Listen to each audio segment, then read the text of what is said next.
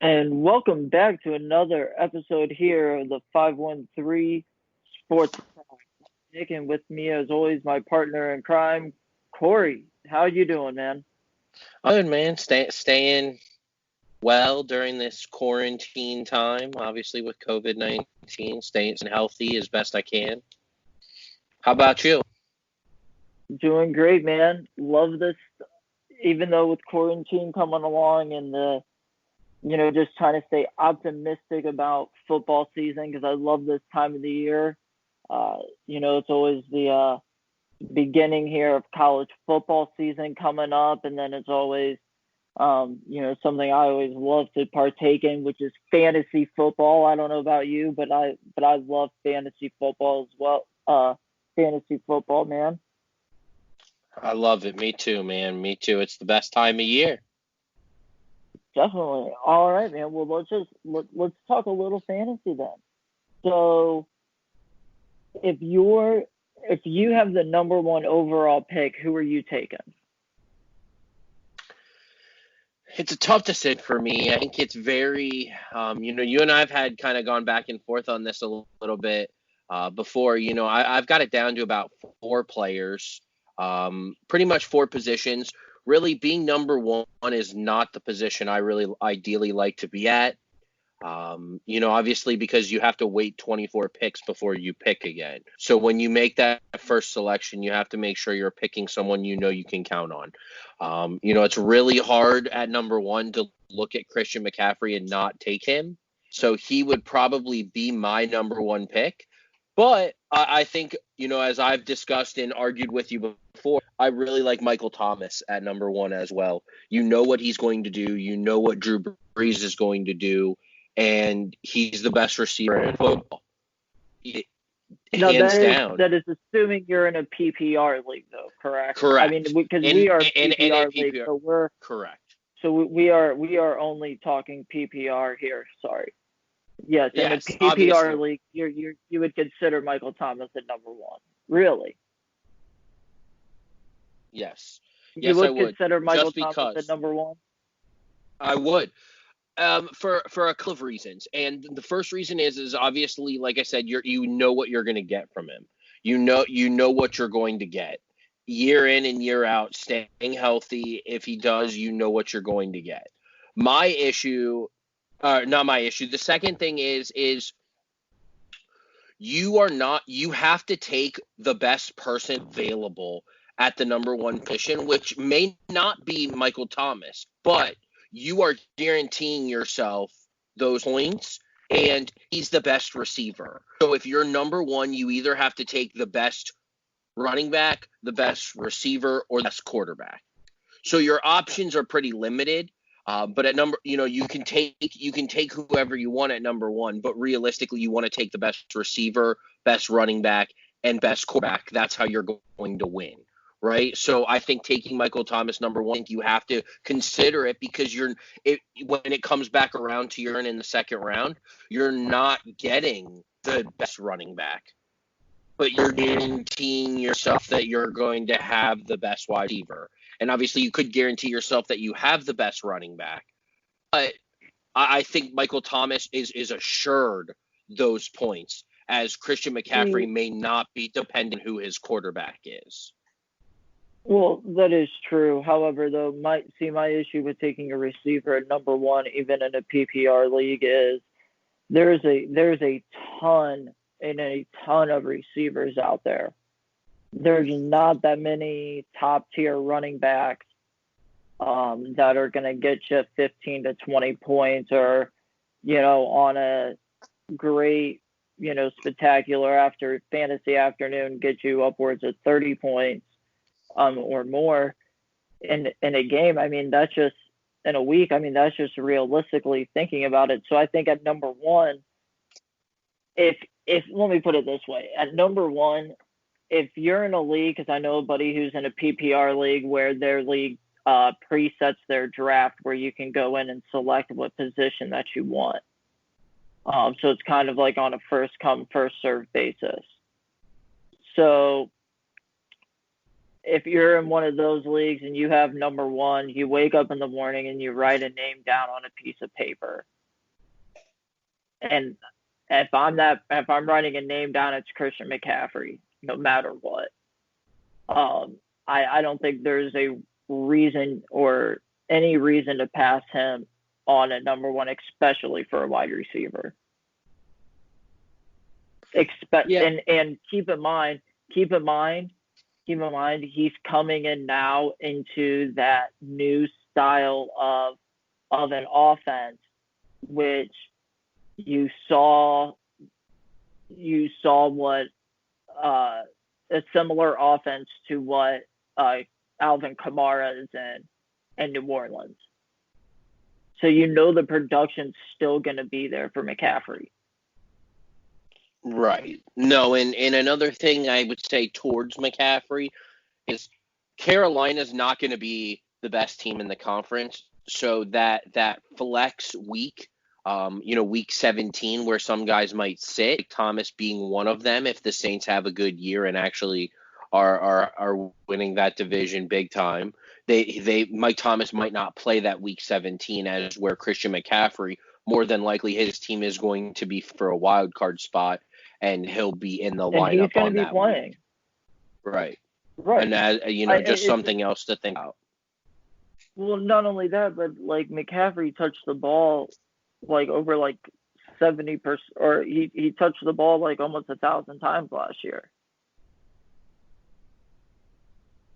I mean, the guy's just a machine on offense, and when he has the ball in his hands in the open field, just as anybody else in the league, maybe besides Michael Thomas and Tyreek Hill, just because of their speed, but he has the potential of taking the ball to the house every single time he gets the ball in the open field, if it's on a wheel route, if he's using the receiving game, or if he's just straight in the running game and he catches a seam and is off. I just think McCaffrey has the biggest upside at number one for any player to be taken. But okay, Cory, so you have those two, which we talked about, Mike Thomas and McCaffrey. Who else would you consider taking at number one? I think it's kind of a toss-up between one of players. I think you have to consider taking Lamar Jackson and Patrick Mahomes as well, just because at that 24, you're not sure. And obviously, most players are in leagues where they know who they're playing with. So, obviously in our league, we know that a quarterback more than likely is not going to be taken in the third or fourth round. So we don't have to worry about that. But in other leagues where you're not sure of, taking Patrick Mahomes at number one overall, not such a crazy thought. Putting out what his numbers were that he has put up and has the potential to put up, and with that offense, there's reason that you could consider taking Patrick Mahomes number one overall. Again, with Lamar Jackson is just because of his legs. Not only what he does with his arm, but what he does with his legs, and being able to run for 1,000 yards and pass for 4,000 yards. If he has that potential, you're looking at an uncapped fantasy number with Lamar Jackson as well. Now, personally, I don't think Lamar Jackson is worthy of that number one overall pick. Neither is Patrick Mahomes. I think Patrick Mahomes, I would consider more a late first-round pick in the later rounds within those 12-team leagues. And Lamar Jackson is easy late second, third-round pick for me. But I think either one of those guys is worthy of that number one, just because you're not sure what you're going to get when you come around at 24. At pick 24, yeah, I mean, you're not sure what's going to be there. Oh, definitely. I mean, to be honest, so if I'm within the first four picks this year, I'm taking a running back.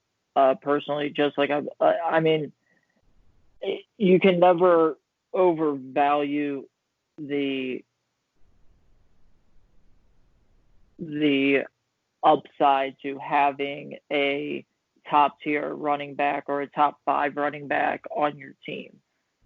And I don't understand, and I don't know how you could pass up, you know, even like a Saquon Barkley, a Zeke, Dalvin Cook, type player, Alvin Kamara, to draft a Mahomes or Lamar Jackson when you know they're probably going to be sitting there going late round 2, early round 3, where you would have the back-to-back pick. I mean, and the thing is You know what I'm for saying? Mahomes to be the number one pick or Lamar Jackson to be the number one pick, they would have to throw. You would want to throw 50 touchdowns, and you would want Lamar Jackson to run for 10 touchdowns, 1,000 yards, and throw for 5,000 yards and 40 touchdowns, which that's not going to happen in that Ravens offense. No. They they hand the ball off too much for that to happen. But I do see when people are coming from. Obviously you and I have done some mock drafts a lot lately, and we have seen Mahomes go number one overall in a couple of those mock drafts. Definitely. Now, if you're in a deeper league, like my buddy is in a 14-man league, snake draft. If you're in that snake draft and in some of these deeper leagues, Core, would you consider at like 14 with your back-to-back pick taking Mahomes and Kelsey if they're both available?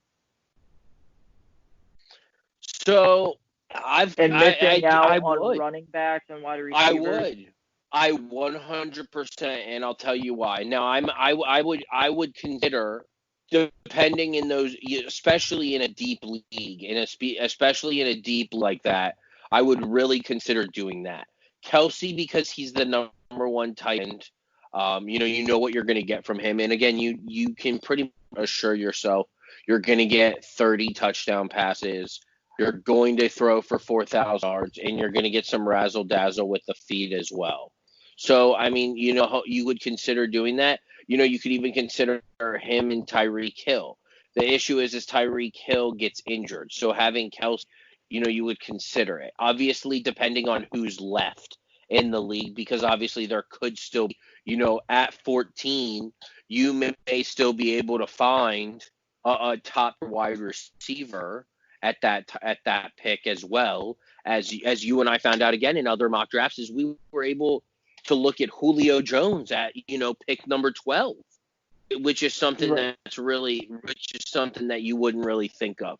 So I think it just depends. But I think if I had that opportunity, because again, I would at 14, I would be getting a number one quarterback and a number one tight end in your first and second round picks, and it's really hard to not pick that. With that, what especially depending on what's left.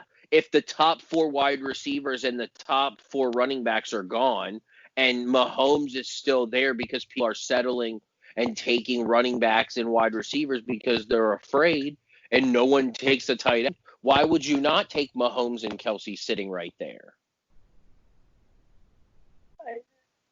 The ups, and I agree with you. I'm a big guy on. I'm sometimes a big guy on getting a high quarterback with a top receiving option, especially in PPR leagues. And I'll tell you why. I was in a PPR league years ago, Corey. And it's good to show some age here. Was with T.O. and Tony Romo combination in Dallas. And you know how deadly that was? Remember how deadly that combination was for that 1 year? Well, let me tell you something. That made me a firm believer in having a quarterback receiving combo in fantasy football, because it 100% pays off. And if you can go out and get one of the best quarterback receiving combos, it's Kelsey and Mahomes. It's right up there with Gronk, Brady. Even now, I would even put Gronk and Brady still up there. But with the fantasy numbers that Mahomes and Kelsey can put out week to week, I agree with you. I don't understand how you couldn't pass it up. Especially when you don't get a pick till 30 again. You don't get a pick for 28 picks. And how many times last year did Mahomes have like 40 points and Kelsey had 30? Or 35? Well, you don't have to tell me 75 about points right there. Well, you don't have to tell me about taking a wide receiver. I've taken Antonio Brown constantly in leagues before with the first pick and passed on running backs because I knew what he was going to give me. So, I definitely would do it. I think at 14 and 15 would consider doing that if they were both available. Absolutely. Definitely. So who were okay, so I know you're big on receivers. So Cory, who are some of your sleeper running backs that you would have this year? Matthew, our good old friend from ESPN, not really, Matthew Berry. Here's your top 10 running backs.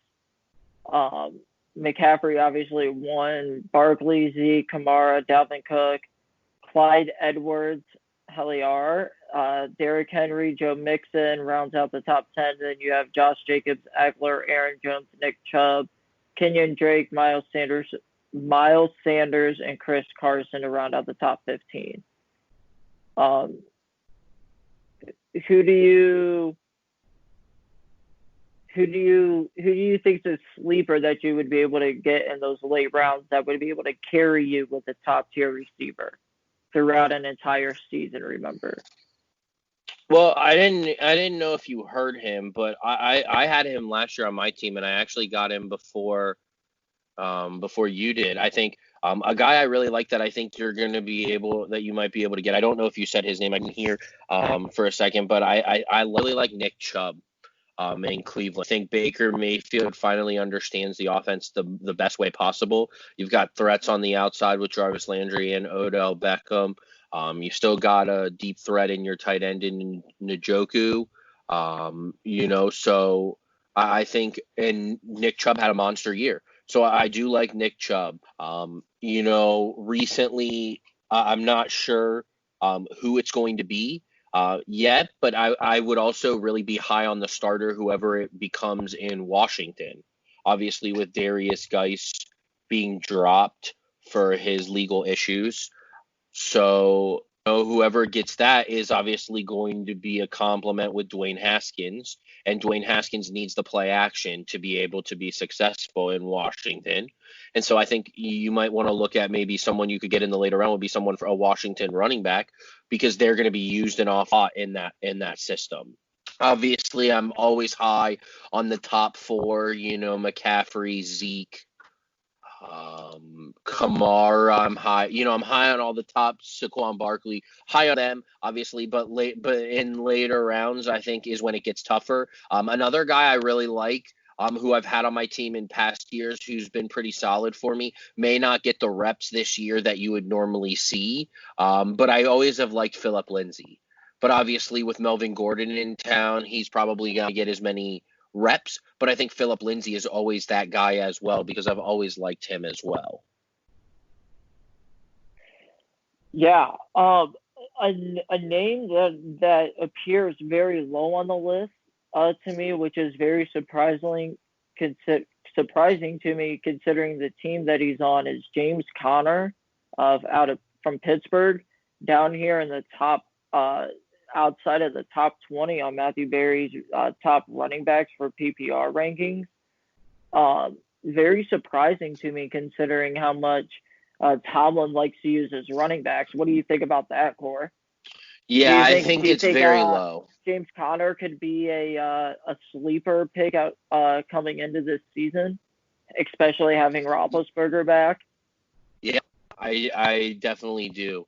I definitely do as well. I definitely do. I think that he is very underappreciated. He had a monster year last year. Not as big as the year before, but I mean, he's a solid running back. he's going to do very, very good things. I do like him. Someone I really like, who everyone has been really high on this year. But I'm high on Joe Mixon out of the bank from the Bengals. I think he's going to have a big year. He's going to need to help catch out of the backfield, and high on Joe Mixon as well.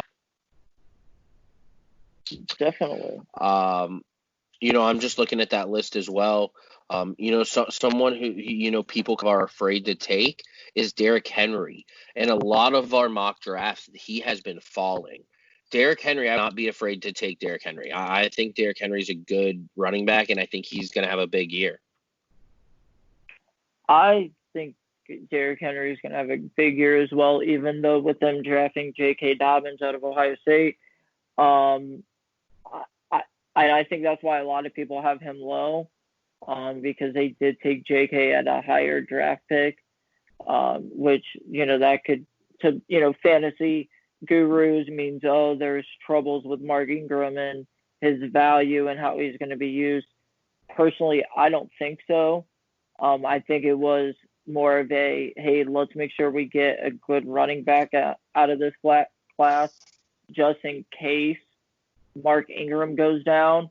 We do have a solid choice, a solid backup to fill in that position, for a team, to make a playoff run and ultimately a championship run, because that's the goal, right? So I don't think Mark Ingram's fantasy value is going to go down at all. Another guy I wouldn't sleep on would be Melvin Gordon in Denver. Philip Lindsay, I looked at him, off waivers one year, and when he was putting up 18, 20 points a game for you. So don't sleep on Melvin Gordon. He's still a good running back. They have a good offensive line. They do. That's going to be really, really good this year. They're going to be very hard to beat this year. But I think the one guy I think you and I have both agreed on that we haven't talked about yet, who did not have a big year. He, in my opinion, is still the best running back in football when healthy. I can't believe he's dropped. But don't forget, Todd Gurley is in a new home in Atlanta.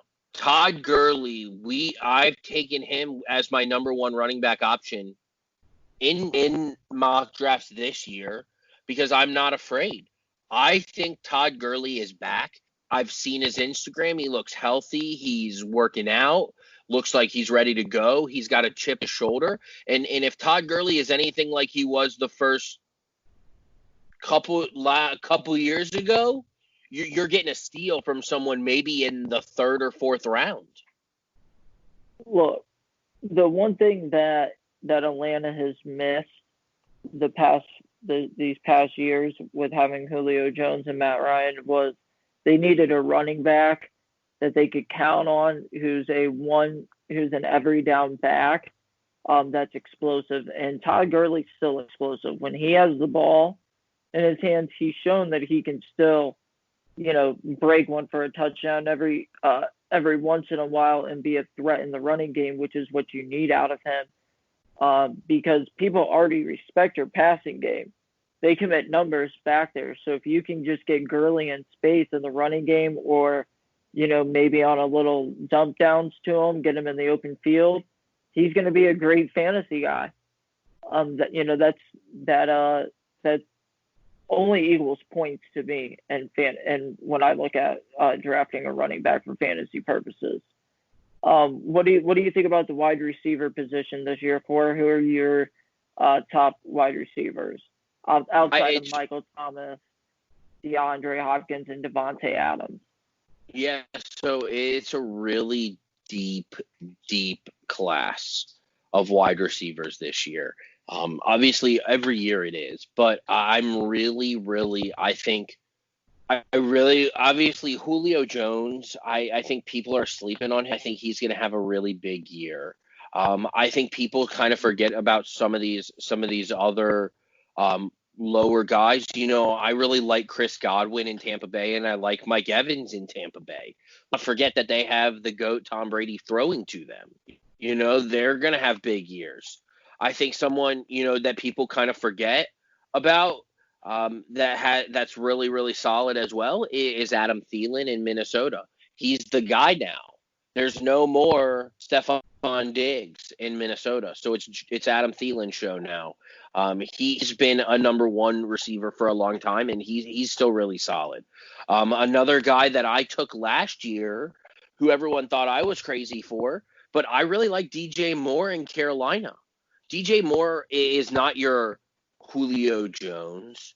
He has those games sometimes, but he's a guaranteed 10 to 15 points a game. You can get him a little later, but he's good. I really am high on him, and I'm really high on Amari Cooper. I love Amari Cooper. I think in Dallas he has just blossomed, and I think he is gonna have a Man, monster don't year get as me well. started on Amari Cooper. Don't get me started on Amari Cooper from a fantasy aspect. Ooh, Cory, you know more than anybody about that Amari Cooper incident a few years ago. Ooh, but I think I think Odell Beckham Jr. is a solid choice if you can get him, especially in the second round. Um, I'm not. I like Amari Cooper. He just always shafted me in the past, so I don't really enjoy having him on my team. But he's definitely a solid pick at wide receiver. With having Ben Roethlisberger back, I think Juju Smith-Schuster fantasy value is increased. Apparently, Ben is, from what he said, he's been able to throw stronger for what that means for his age. I don't think you can go wrong with A.J. Brown in later rounds either out of Tennessee. Uh, you know, I like the guy, and people say you can't really trust him, but I like him. I like Robert Woods. He's another one of those guys, like you said, with DJ Moore out of Carolina, who's like 10 to 15, 20 to 25 points a game for you, you know, but at least a guaranteed 10. Speaking of that, I do like his counterpart, Cooper Kupp. I don't think you could go wrong with any of them if you could snag any of them. A guy who's rated really low, Cory, who this is going to surprise you that I would really take this year is Keenan Allen. Love him. Love Keenan Allen. I've got a couple other guys I'm looking who I'm shocked that some of these players are so low. You know, I'm looking down the line here and I'm looking at a couple guys I'm really high on again as well this year is T.Y. Hilton. He just made the top 50 fantasy, but that seems really low, especially with Phillip Rivers throwing the ball, which is air raid. So, you know, T.Y. Hilton looked to have a big year. Another guy, don't sleep on A.J. Green. Please don't sleep him. He's been injury prone, but he's finally got someone who can hit him in stride. Not that Andy Dalton was a terrible quarterback, but let's be honest, it was not what we needed. So, you know, I think Joe Burrow is average. He has the it factor, though, which could be very helpful. And I think A.J. Green's going to have a big year. One spot above him in this ratings that I'm looking at, I have DK Metcalf. DK Metcalf, you should be able to get in the fourth round. Maybe in those bigger drafts, 12 teams, maybe a little earlier. You might have to take him. But I think DK Metcalf is going to have a big year. Russell Wilson, again, one of the better quarterbacks in the league, always has big years. So I look at those two guys as well. You know who I think is going to have a big year is Will Fuller. Will Fuller from Houston. He's going to have a big year this year now that DeAndre Hopkins is there. So keep that in mind. A guy who I would not take high this year is DeAndre Hopkins. If you want to know my honest opinion, Cory, I know he's always a great fantasy wide receiver, but he was also paired with his college quarterback there, Deshaun Watson. Now that he's in Arizona with Kyler Murray, I just don't know if that fantasy value is still going to be there. Do I think he'll be a top 10 wide receiver? Yes, but I don't think he's going to be a top 5 wide receiver that you would want to take with a high draft pick.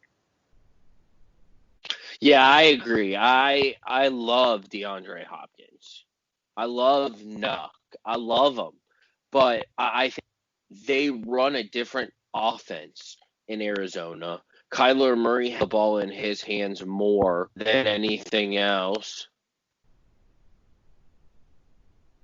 Yeah, Has it in his hand more than anything else, and I think that Kyler Murray is going to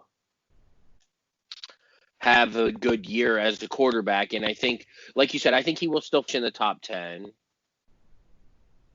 he's going to be in the top 10, but I just don't think his fantasy value is there like it was when he was in Houston with you had a decent to good offensive line to block for your quarterback, where I don't think Arizona's offensive line is that great to give Kyler Murray enough time to let DeAndre Hopkins work his way open if he has to, if he's in double coverage and all that stuff, to be able to extend the plays or to make the necessary throws to DeAndre that Deshaun Watson made that increased his fantasy value. So from a fantasy standpoint, I wouldn't take DeAndre with a high draft pick, unlike I would Devontae Adams, because Devontae Adams, you know what you're going to get from Aaron Rodgers, and Devontae Adams is his favorite target. I would definitely take Devontae Adams before I would take DeAndre Hopkins. I don't know about you, but that's what I would do. I would as well. Another wide receiver I would take would be Tyreek Hill if you can get him in early round, first round, because you know what Patrick Mahomes is going to do for him as well. So Cory, if you're like most fantasy people out there, okay, you're like most fantasy guys. You look to draft position players and get deep at those positions in case of injuries. Bye weeks, making sure you have a good plug-in or that possible flex for that week if it's a good matchup. And you look to take quarterbacks around the sixth, seventh, maybe eighth round.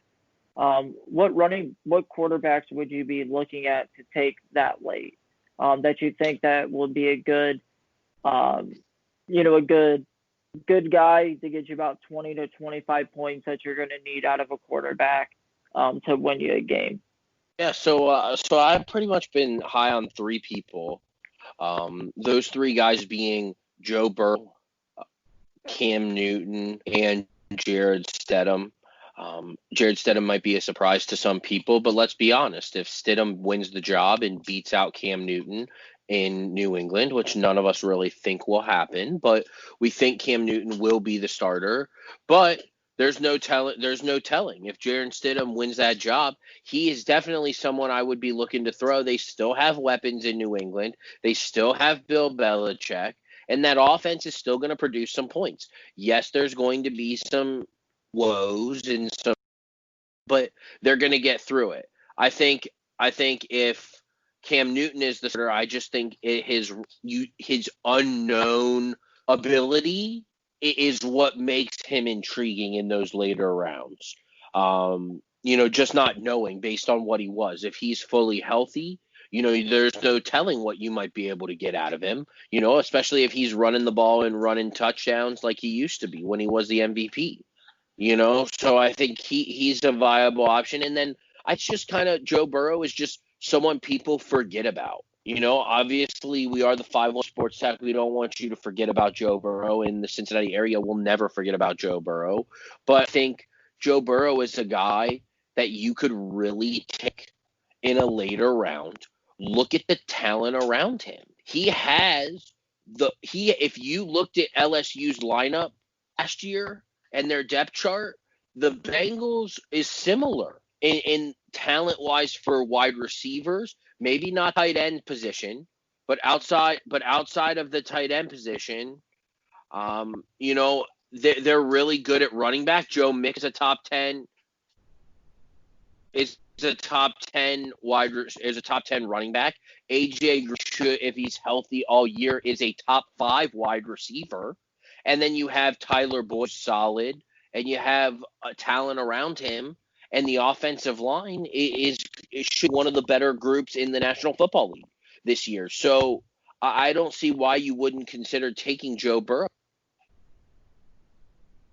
Yeah, I mean, I look, if I'm looking at in the later rounds taking a quarterback, I've seen some of these guys available. Um, I don't think you could go wrong with Tom Brady with the two wide receivers and all the weapons he has at his disposal down there in Tampa. Especially playing in warmer weather all year long, that's going to play into his favor. Um, just way easier to stay healthier in the warm weather than it is up here in the north come the late October or November and December and all through January.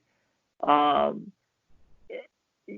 Drew Brees has been there. You're going to get about 5,000 yards from him, so if he's available, obviously take him. A guy that I would pick up if he's available the second when you're looking for a backup is Carson Wentz. I don't put much faith in him just because of how injury prone he is, but I'd go that route. I've seen I've seen Aaron Rodgers there in the 7th, 8th rounds when I've been looking at quarterbacks. And I've been like, well, that's a steal because you know what you're going to get out of him. Don't sleep on Matt Stafford either. They got some help on defense out there in Detroit, so I think that's going to turn some things around. And if he manages to stay healthy all year, he's going to be a great fantasy guy. Don't sleep on Baker Mayfield either. If you can pick him up, if you're looking for a quarterback in the late rounds, because as a backup for a bye week, because maybe you took Mahomes early on. Don't sleep on Baker Mayfield. I think the new offense in Cleveland could do good for him for a fantasy value. Joe Burrow, not big on taking rookies, but I'm going to trust your opinion on that, knowing your Bengals, their core. Jimmy G is always a solid guy out of San Francisco. If you got a lot of top, performers, and you're looking at, and you're just in the late rounds, a lot of these quarterbacks we've been talking about have been taken. Look for Jimmy G. He's going to be solid this year as well. Phillip Rivers is rated really low. I still think he has some gunslinging, and Indiana, I think, has more weapons, or Indianapolis has more weapons than the Los Angeles Chargers did. And I think that they had younger talent too. So I think that's going to work in his favor. But yeah, I mean, those are the quarterbacks that I have, Core. Anything that you like about any of those guys? I agree with you. I think we've talked about Phillip Rivers before. I think he's going to have a really good year in Indianapolis. They do have a lot of talent. They don't have a lot of running backs, and they're going to throw the football a lot. Look for Phillip Rivers to be a top 10 quarterback this year. Oh, definitely. Well, Core, it's always good to have on a Sunday afternoon here while we're recording is some old Carolina barbecue. So if you're in the Mansfield, Ohio region, go out to Old Carolina Barbecue and grab some amazing barbecue. It's amazing. Their ribs are phenomenal. They have some great pulled pork. Their cornbread is amazing. All of their sauces are great. They have great wings. They do carry out, which is great. They're all taking, all the necessary precautions to make sure every one of their customers remains safe throughout this pandemic. I know the owner has been in there constantly making sure that everything runs smoothly and make sure that everything is being handled properly, so that way everybody is safe. So if you're in the area, just go out to see them. This show is sponsored by the Old Carolina Barbecue, so please go out and see them. speaking about the pandemic, Core, I think another thing that has gone great is what the NBA has done with the NBA bubble down there in Orlando. I don't know about you, but it seems that they figured out a way where they can safely continue the rest of their season and have a playoff run. It's one of those things where it's very interesting what they decided to do.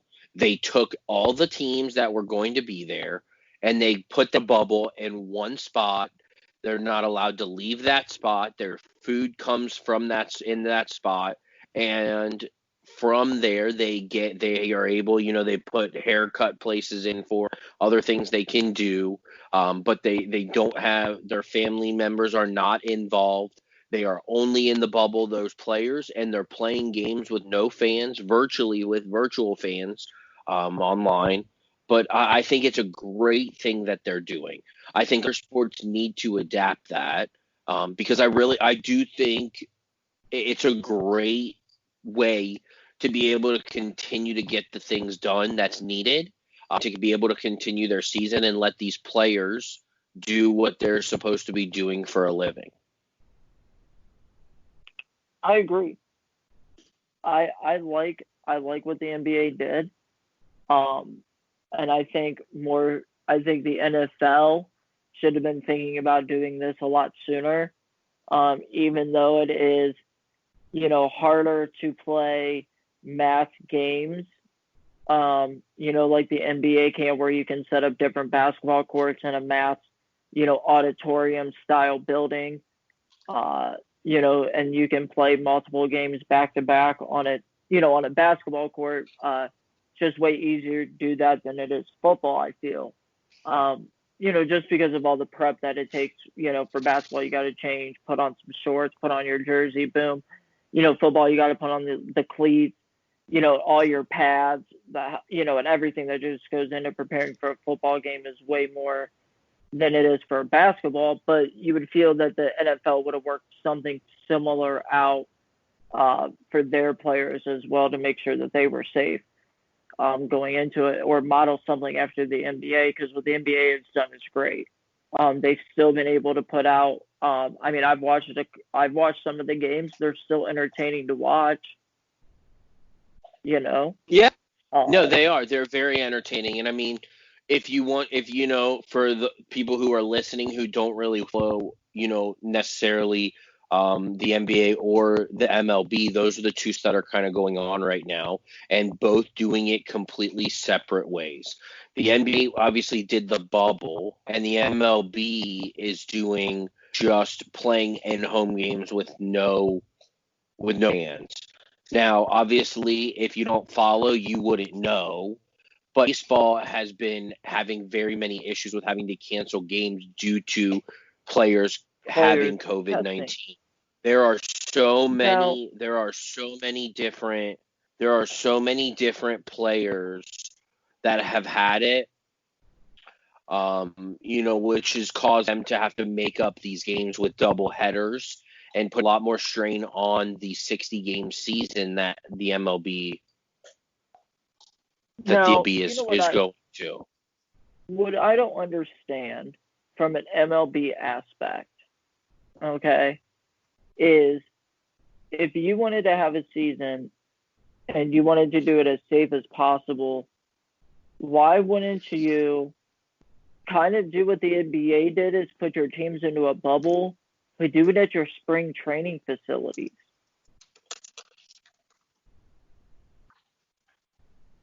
And then that way, because most of those facilities are within a city, it's easy for the team to meet at their spring training facility, get on a bus, travel to the other one, play a game, and then get on a bus and head home. I mean, you do that with high school athletes on a Friday night. Yeah, well, and that's kind of what I thought was going to happen. I really thought that baseball was going to play everything in Arizona, and play Or play Florida. those games, or Florida, and and then basically what you do is you retool the AL and NL to whoever plays in Florida to whoever plays in Arizona, and then you mix those two for the World Series.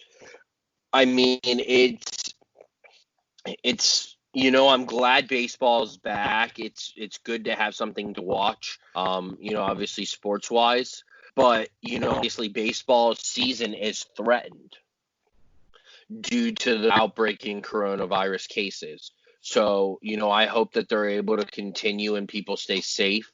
They've got their own protocol with certain ways. If a player's not feeling well, they have to go on injured list for 10 days unless they appeal it with a test that proves that they're not. So the way they're doing it is not the same as they are for the NBA, as when a player contracts it, that it's in the bubble. They make them leave the bubble, and before they can come back into the bubble, they have to pass a test to make sure that they are in and are good. So I think there's two different ways to do it. That seems to be the case, and I think it's very clear that baseball is not doing as well as the NBA's in. Yeah, no, definitely. The MLB is definitely not doing. I think the Marlins had to cancel like two complete, I just maybe think three it's complete something. series. Nick, how do you feel about it? Well, I mean, I personally think that the MLB is definitely not handling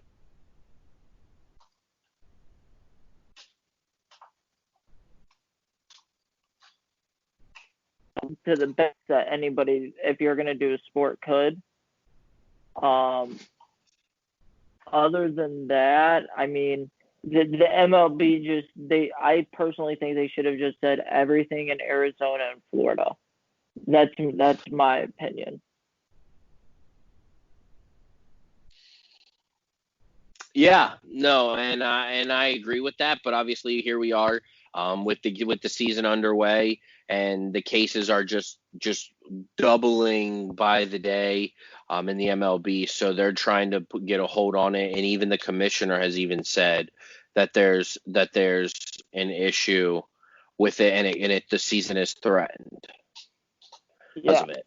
definitely. Well, so with all that being said, I mean, um, do you think do you think football can happen at this point, or do you think So football will it's happen? So I think it's a very touchy subject. I do think football will happen. I think the NFL will happen. I'm not sold on college football.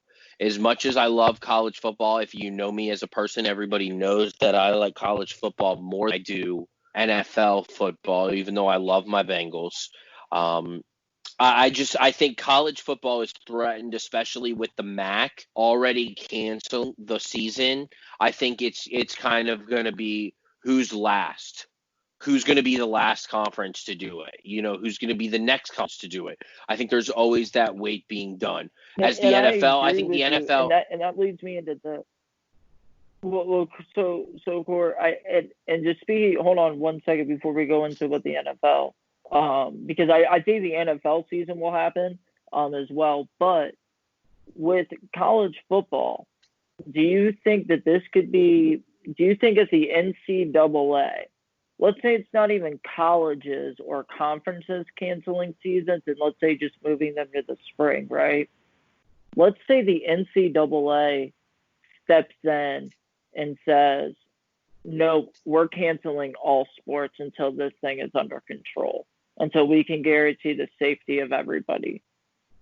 Do you think at that point, if universities were like, no, we still want to play, do you think you could see universities start splitting away from the NCAA, and this could be the end of the Power Five conferences, and you could just see certain, the certain of these Power Five teams, or all these Power Five teams, just forming like four different super conferences, if you will, I and they don't. just crown their and they play for their own championship? I mean, do you think that's a possibility that this could be the end of the NCAA, though? I don't. I don't at all. I think the NCAA could For easily football. cancel sport for football. Yes, no, I don't think that will happen. I think honestly, I think the smart thing to do is to be more prepared next year, which they will be. I think what you're going to have to do is each conference is going to you're just going to have to play games back to back. You're going to have to play games on Friday. You're going to have to play games on Saturday, and you may even have to play games on Sunday. I think you basically host them like you've done basically for the NBA. I think for college football, I think what you have to do is, for instance, in the Big Ten, since that's kind of where we're comfortable, the Big Ten, I think the Big Ten needs to go to Indianapolis. I think you put them in a bubble in Indianapolis. There's a couple football stadiums where you play no fans, and you play those games, and you have them recorded with cameras like you normally, and you play those games. You play a game at noon, a game at 3:30, and a game at 7. That's 6 games on Saturday, or you can get those done, and you can play even on you can play on Friday night and play 4 games on Friday. So I mean, I think that's kind of where they need to go, and I think they're going to get there in a month. And so with that being said, I don't think college football will happen. I The really amount don't of stuff see. I that really goes don't. into.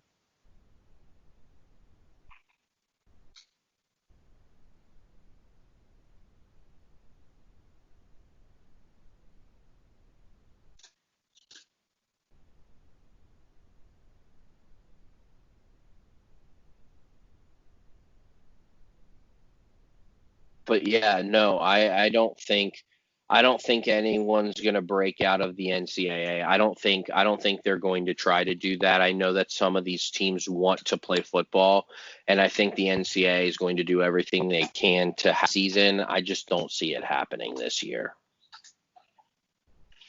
Okay. Alrighty. Well, that's all I have here, Corey. I mean, that's what's been going on here. Any shout outs this week here? This For anybody? Anybody you want to give a shout out to? Yeah, so I think we really touched on it already, but I think my shout out would just go to the commissioner for the NBA, Adam Silver, for just how not only putting it together, but putting it in place and having it play out and it be really a really good product still, even though it's all in one spot. For it to still be that way is unbelievable, and I think he deserves credit for everything that he's doing and is putting in place to make sure that everyone is safe. So my shout out would be to Adam Silver. I have to give my shout out to him as well. Um, not just for um, not just for the way he set everything up, like with making sure that they were in a bubble and all that, which is, props to him for making sure that everybody's safe. Because you already touched on that. I'm going to give the other aspect of the shout out is to the point of being the commissioner and deciding what teams to bring into this bubble. Because you can't just open it up to, he there was, a thought of bringing everybody into the league and doing it. When then he made the decision, or the decision was made upon and he signed off on it, was, look, we're only going to play a certain amount of games and then we're going to jump into the playoffs, because we were kind of at that playoff, start anyways.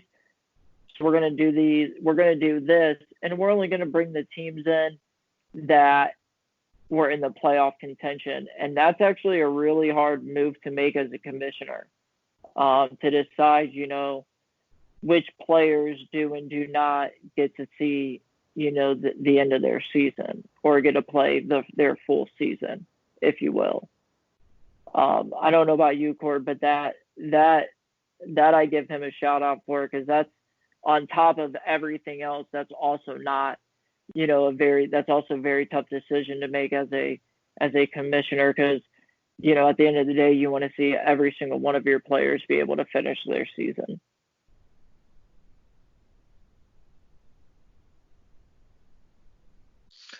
Absolutely, absolutely. He, like I said, he does deserve all the credit in the world for everything, how it's going and how it's been. Yes, sir. Well, guys, that's all we have for you this time here on the 513 Sports Attack. Check us out on anywhere you get your podcast, Apple Podcasts, Google Podcasts, Spotify, Podbean. Please, if you have any questions or any topics you'd like to have us cover, or you want to hear our opinions about, just email us at the 513sportsattack@gmail.com. Check us out on Instagram at 513sportsattack.com. Check out our Facebook page as well, 513 Sports Attack Podcast. And we'll catch you next time, guys. Thanks.